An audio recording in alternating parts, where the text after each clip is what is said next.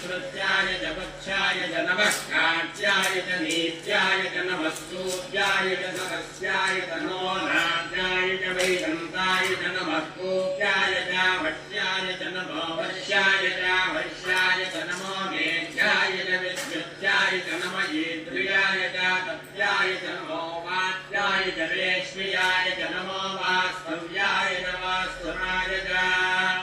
नमः शिवाय च रुद्राय च नमः साम्राय च अरुणाय च नमः शृङ्गाय च पशुपतये च नमः उग्राय च भीमाय च नमो अग्रे वधाय च दूरे वधाय च नमो अन्त्रे च हनीयसे च नमो वृक्षेभ्यो हरिकेशेभ्यो नमस्काराय नमः शम्भवे च मयो भवे च नमः शङ्कराय च मयस्कराय च नमः शिवाय च शिवतराय च नमः तीर्थाय च कूर्याय च नमः स्वाध्याय च